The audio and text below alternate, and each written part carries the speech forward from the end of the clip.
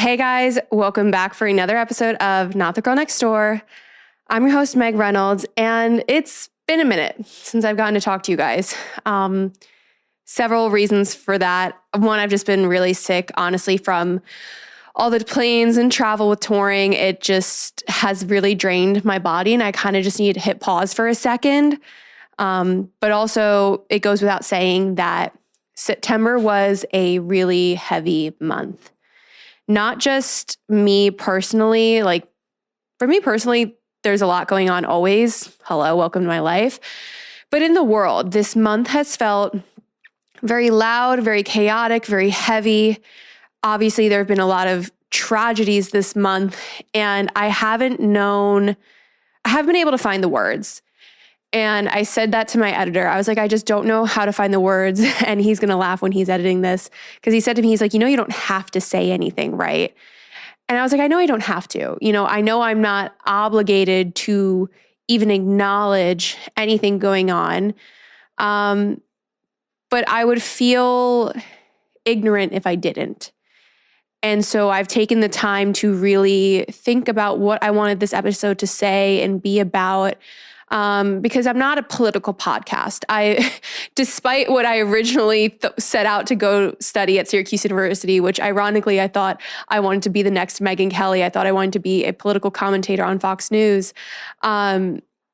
None of that obviously came to pass. I just think it's funny, but this is not a political podcast, yet I've never been shy about sharing my beliefs, my reflections on the world, the ways in which my own beliefs, morals, and politics have evolved through the years. And so I thought, what better way to discuss this episode and than discussing critical thinking. I really have no words for what's going on right now. Actually, that's a lie. I have a lot of words for what's going on right now, most of which I don't want to say on the internet. This September makes me feel like I'm back in September of 2016. The politics suck, but at least the music slaps. Like, that's how this September 2025 feels. And this whole year I've said, summer 2025 very much gave summer 2016 vibes. Yeah, well, September 2025 is like September 2016 on steroids. And even though I'm not a political podcast and I'm not a political commentator, there's one person in the world, actually two people in the world, I would kill to talk to right now. And that is my high school AP Gov teacher and my college professor who taught the history of television.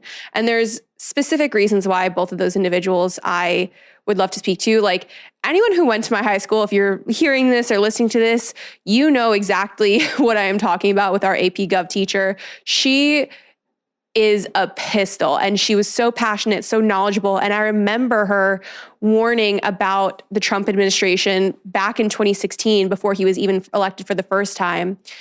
And a lot of the people in the class were like rolling their eyes, thinking she was being alarmist, and she was right. And the reason I want to talk to my history of television professor is because that course very much highlighted not just, of course, the history of television, but the evolution of free speech and the ways in which people perceive and digest media. And so I would be very curious to see how the events of today have affected the way that class is taught. Why I wanted to talk about critical thinking in this episode is because social media, it is a beautiful thing. And I've talked about the ways in which it gives so many people a voice. And I think that is a wonderful thing. However, it has created just a cesspool of thought and a cesspool of thought in which people just hear one thing and immediately react. And I'll kind of touch on that in a little while, but something that is more pressing is what is and isn't free speech, and why Jimmy Kimmel getting originally pulled off the air. He's now back at this time that I'm recording, but why him getting pulled off the air was so problematic. Because here's the thing. People love to say what happened to free speech. Free speech does not protect you from public ridicule, right? Free speech only protects you from government retaliation.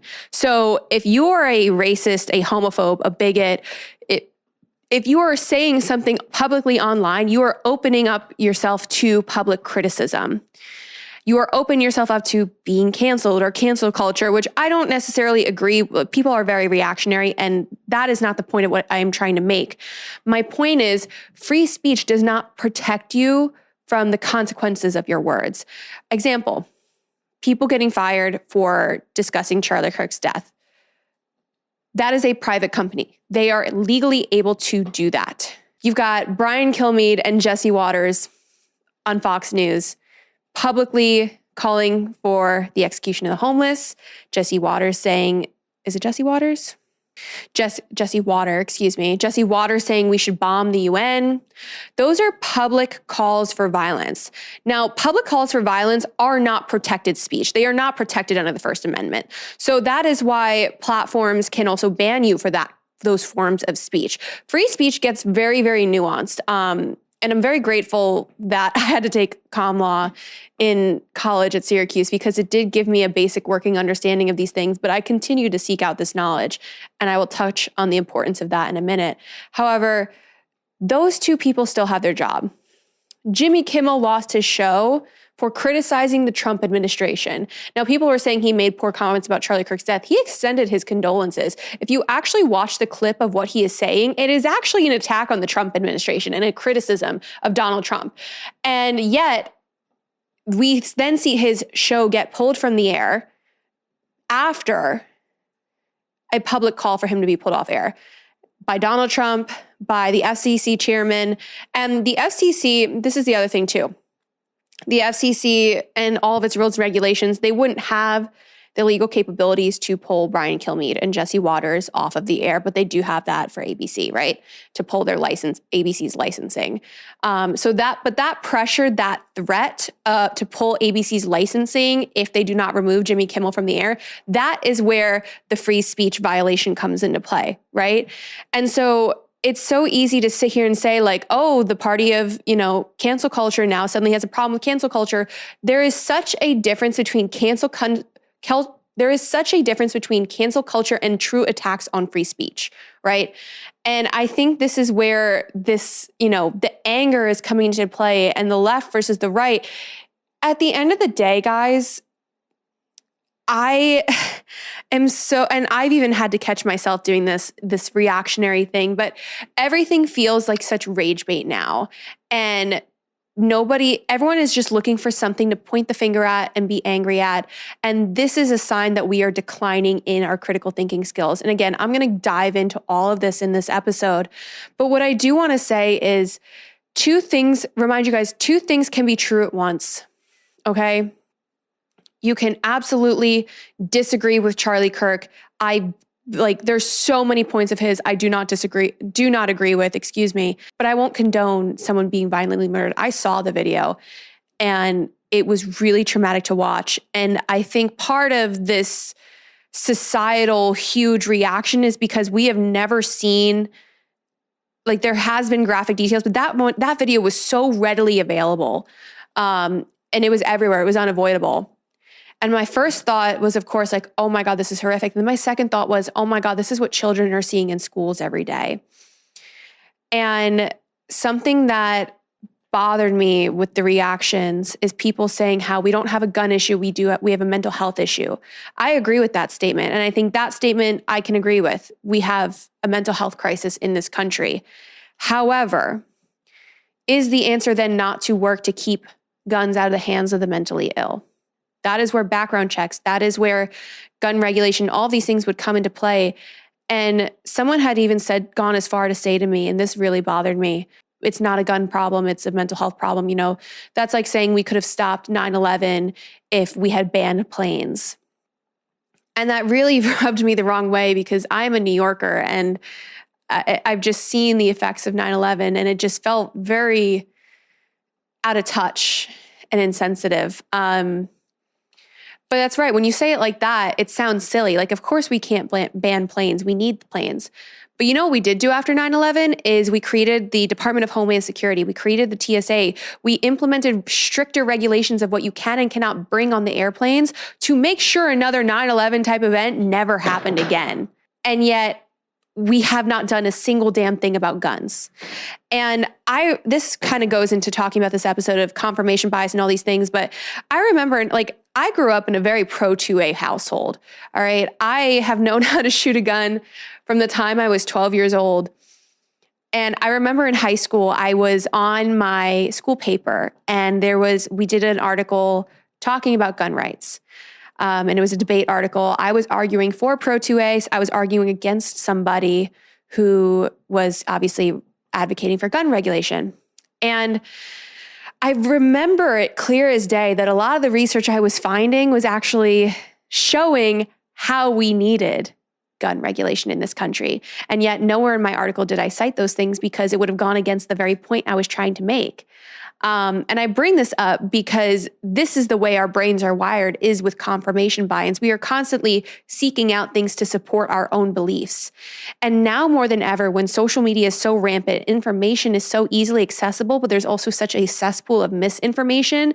This is why it is so important to seek things outside of our own echo chamber, our own communities, and really dive into what is actually going on.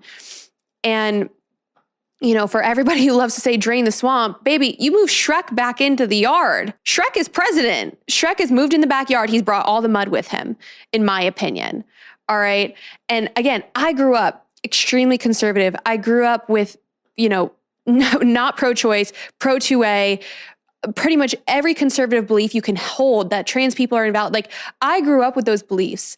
And yet over time, through my own open-mindedness, through my access to education, through moving and meeting people with different backgrounds and experiences, I have expanded my own thoughts and I have actually corrected a lot of my biases and reformulated my opinions, my values, my morals to align with what I have learned. And I think so many more people need to be doing that. And because for some reason, people think knowledge is an attack on them. When they are given the actual factual information, that is somehow an attack on them. But it is not. And this, again, shows a decline in critical thinking, because if you are feeling attacked based on someone pointing out the truth, that just shows you are lacking in intelligence, seriously. And I'm not saying this to, again, if you are feeling attacked by all these things I am saying, I would encourage you to ask yourself why. Because I am not sitting here trying to get on my high horse and act like I am this, know-it-all and I am the supreme intelligence, like none of these things. Like I am not sitting here thinking I'm above anybody else. But we are at such a crossroads right now that everybody needs to confront our own biases. And before I really dive into the critical thinking piece of this section, I want to ask everybody, again, not left, not right, everybody here who is listening, if you have certain beliefs, when was the last time you actually went and researched those beliefs? When is the last time, again, you're not conducting actual research, but when is the last time you actually sought out information, whether it is through news articles, whether it's through reading, like sought out information to either confront those beliefs and get to the root cause of why things are, and again, prove yourself right, or accept that, oh, my opinions were wrong, and fact check and correct your own selves. Because the sooner we can all start fact checking and correcting ourselves, the sooner we can find middle ground again, and the sooner we can start making some real progress in this country again. But I want to say this too, when it comes to discussing just politics in general. Again, this is not a left versus right thing. If the only way you can prove yourself and prove your argument is by throwing a temper tantrum, name calling, and basically just resorting to insults, you are not actually proving a point. You are having a temper tantrum.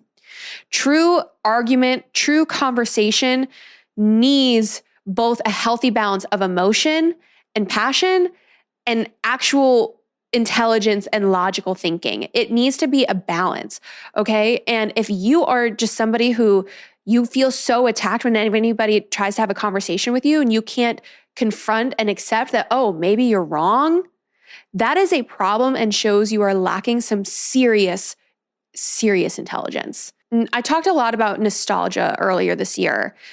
and how it feels like we are in a nostalgia epidemic. It feels like everybody is, craving these simpler times. And I really dug into this in therapy because I've been experiencing this myself. And it goes back to everybody is feeling loud, chaotic, angry. We're all feeling riled up on both sides of the coin.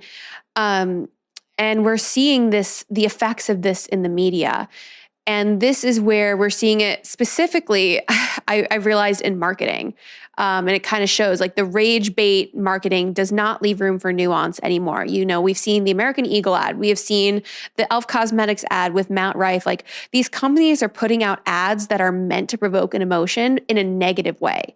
They are meant to garner attention. And, there's that old adage of, oh, no publicity is bad publicity. Well, that's not true at all. We have seen that. And when we have such, big and loud emotions, this is when the true meaning of words get lost. I think this is part of why there is an intelligence crisis in this country, is because words have lost meaning. People are too not just anecdotal, but they are too hyperbolic with their speaking. Everything is a joke or an exaggeration. And it doesn't leave room for us to actually say what we mean and mean what we say. And this is why I think it is such a problem with the way this administration speaks, is because people are able to easily be like, oh, they're exaggerating. They're just joking. Oh, you're too sensitive. It's like, no, words have meaning and they have power, and they absolutely should. And when you can't articulate yourself without being hyperbolic and exaggerating everything and even half truths and lies, like, what is it all for then? And again, I have had to sit and do some serious reflecting of this episode, because I want to challenge my own core beliefs, and I want to constantly be learning and growing. And I've talked about this on the podcast before, of how it is so important in our lives to never stop learning and growing. And what is happening right now in the world is exactly proof as to why. It reminds me of when we were kids and we would always ask why. There's that stereotypical kid that asks why to everything. Why is the sky blue? Why is the grass green? Why does the dog bark? And, instead of saying that's a dumb question, acknowledge it and say, let's go look it up. Getting kids in the habit of looking things up and finding out why and searching for more information is so important. That was ingrained in me as a child. It was always ingrained in me to go seek out answers, to read and do all these things. And I don't think everybody had that. Training our minds to not ask questions, we should be questioning everything. And I'm not saying this in a conspiracy theory, tinfoil hat way. Like, I don't want to be wearing a tinfoil hat right now. I left it at home. I'm in my home. I left it on the counter. But I just think that we need to get back to asking why and seriously seeking out new information, things other than what will reaffirm our confirmation bias. Because confirmation bias is inherent, right? And you may be asking me, what is confirmation bias? Well, I will tell you.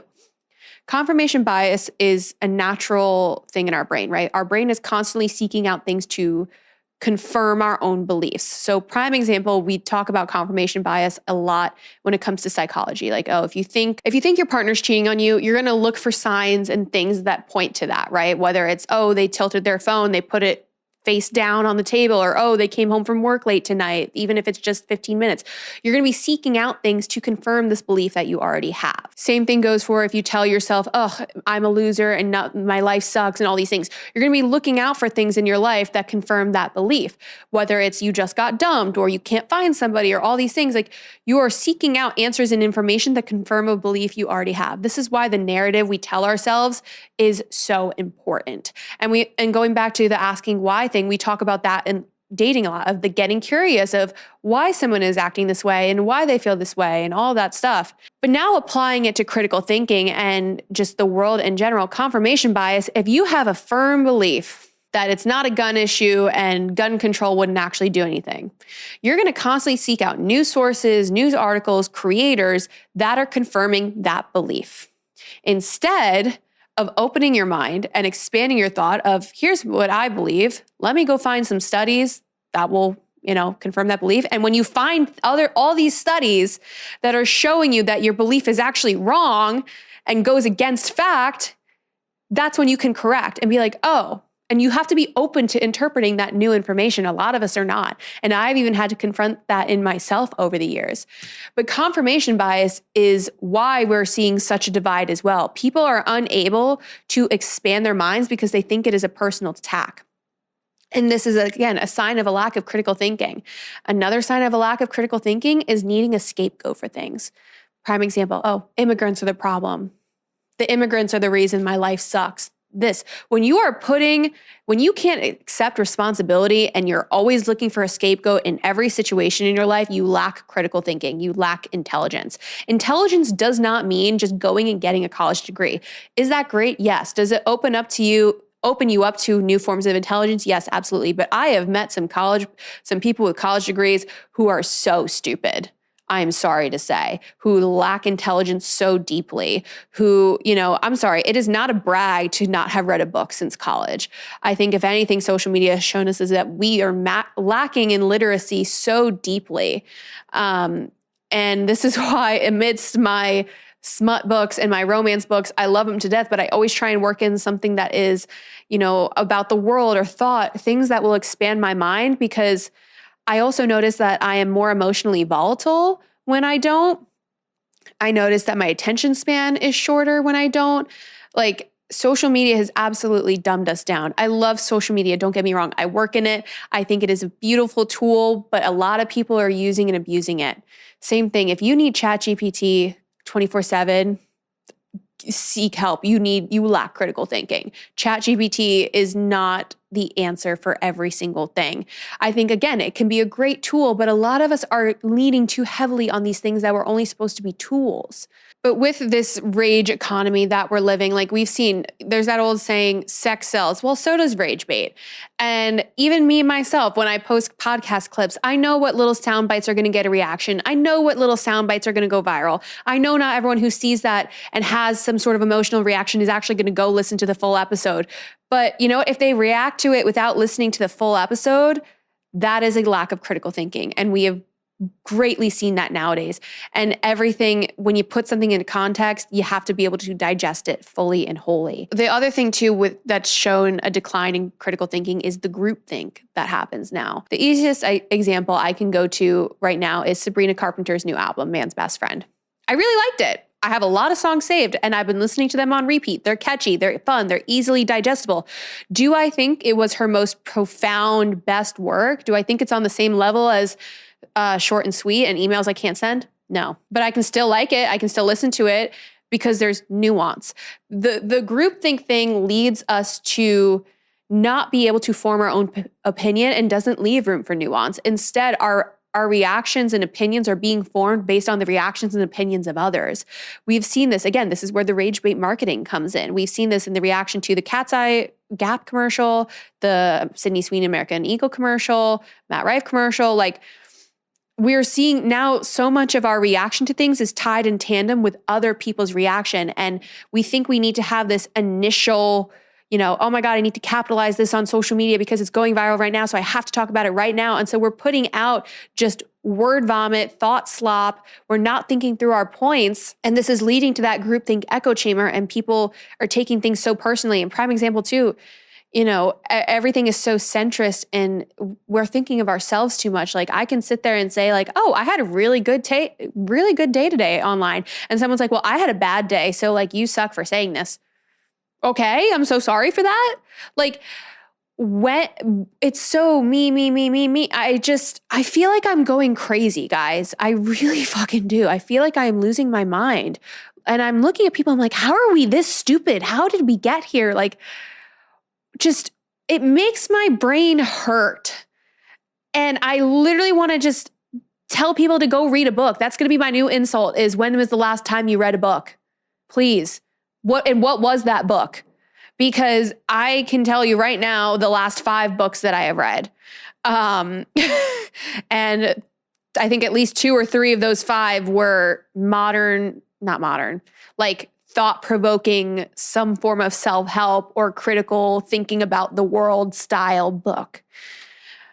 I am just at a point, and again too, this is not a left versus right thing. I'm not trying to be political here. I just think we all need to sit down and actually sit with our thoughts for 2 seconds instead of word vomiting the first things and reactions that we have on social media. Again, I think social media is a beautiful tool for giving people voices that would have otherwise not had them.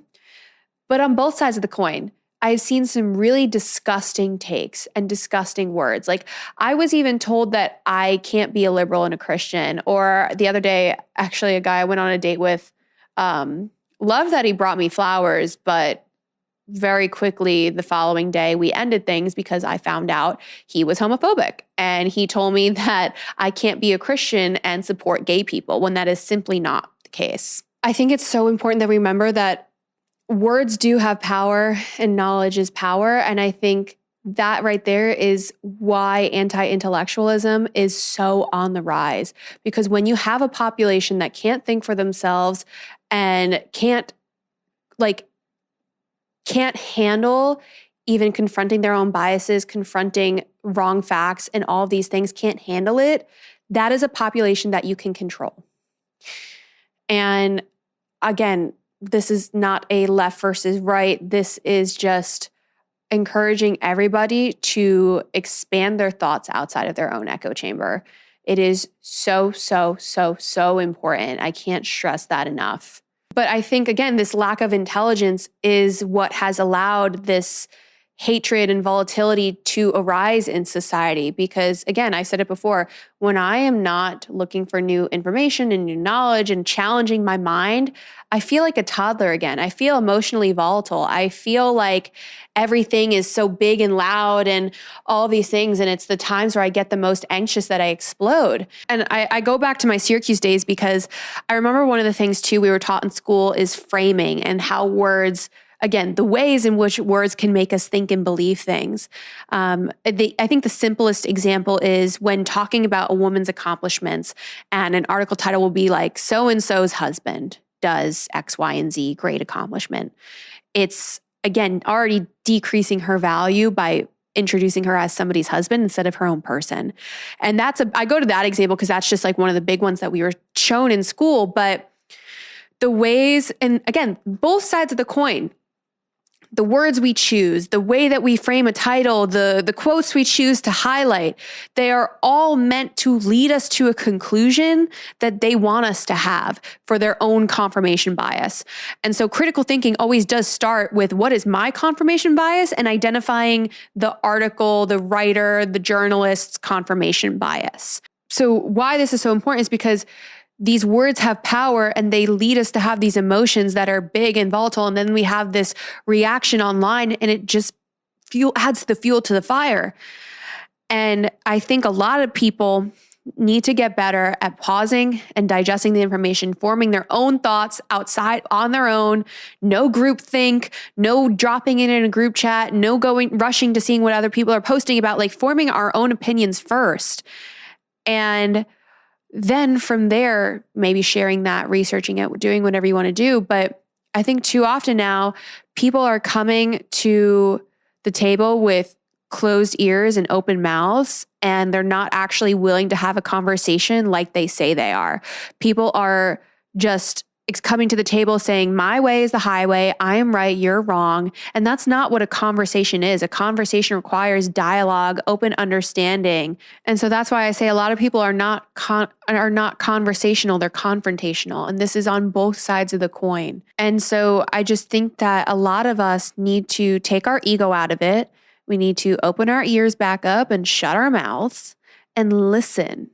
Ask why.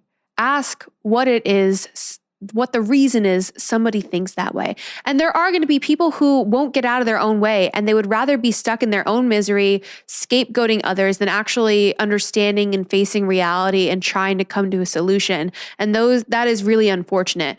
But there are a lot of people out there who are looking for conversation, looking for dialogue, and they can't seem to find anybody who is willing to have a true conversation and dialogue. Like I said, I went on this date with this guy, and when it came to the next day, it came up talking about politics, which was very early on. And it just became very clear to me, we were on two different pages, and not even kind of like, oh, we disagree on some things. Like, we could he ended up describing himself as alt-right, which is, you guys know I would not have gone on that date if I knew that. And I was very, very shocked by that because, again, I'm very honest with who I am. And he even said he listened to a podcast episode. So anyways, all of that to say, he was not willing to have a conversation with me on why I'm pro-choice, why I love and am an LGBTQ plus ally. He just didn't want to hear any of it. And either way, I would have not continued to date him, even if he was open to those conversations. I just couldn't do it. But it wasn't, we weren't heated. We didn't call each other names. We just said, you know what, we're very clearly not a match. Wish you the best. And it can be that simple. And I say that too, because you don't have to hate somebody. Again, maybe this will get me canceled, but I don't think we need to hate people who are closed-minded like that. I resort to feeling sad and sorry for them that they are stuck in their own biases so much they're not willing and able to experience the world the way I am. I think we need to remember, like I said, knowledge is power. And the day, I have been told this from a young age, that in your life, you're never going to know everything, and there is always more you can learn. That was ingrained in me as a child. And it's so true. I will never know everything on every subject, on every political issue, on every topic. I just never will. But what I do know is I'll never stop trying to learn and understand, especially on the things that I am passionate about.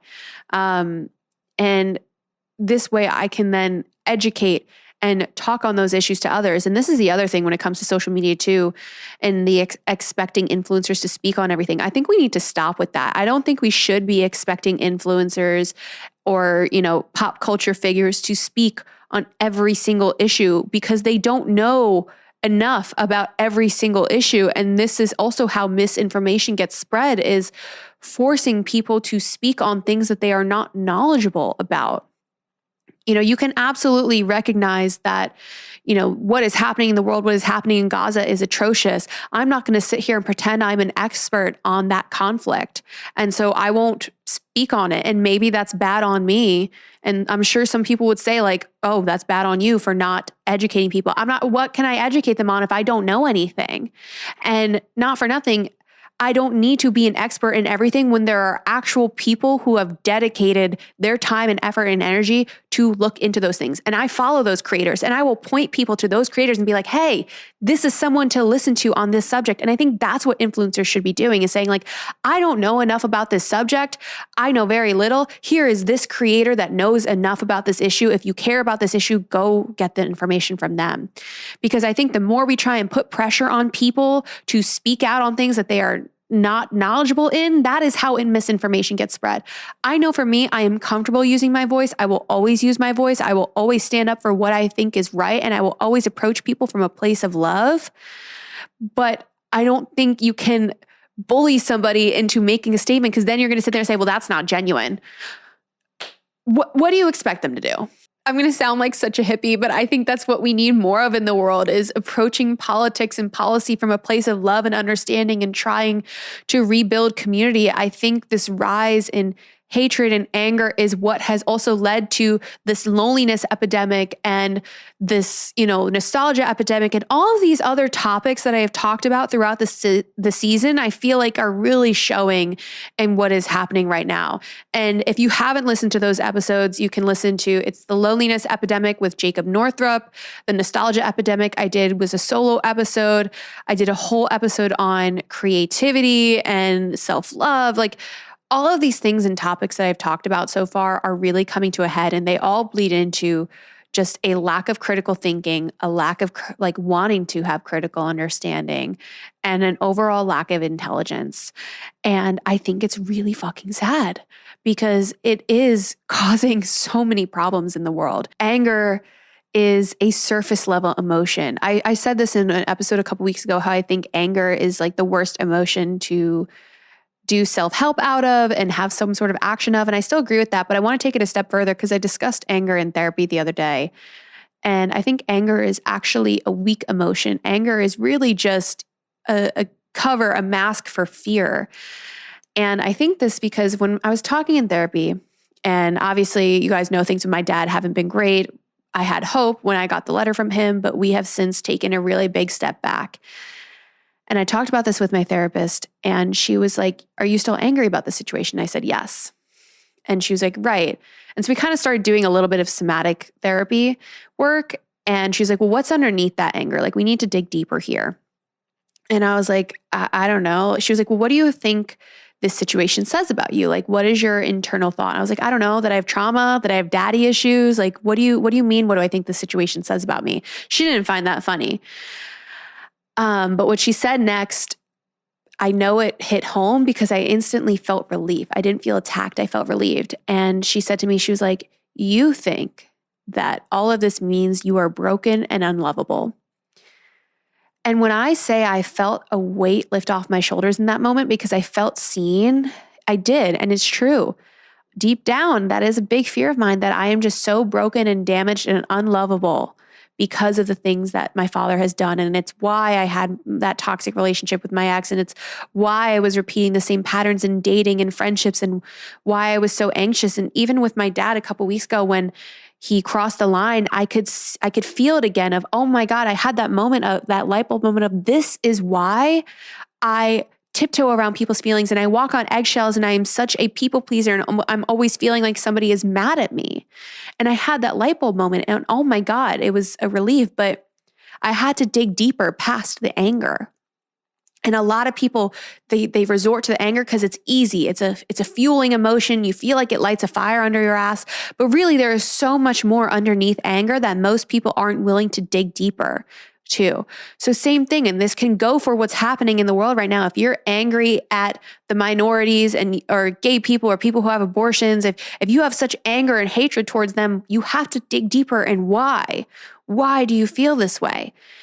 Maybe that's a bad connection, but that's just kind of where my mind goes with it. But the longest time too, I realized like when it came to my dad, my silence was making me sick. My silence was the reason that I was so emotionally unregulated and so emotionally volatile, and why anger was able to fuel me.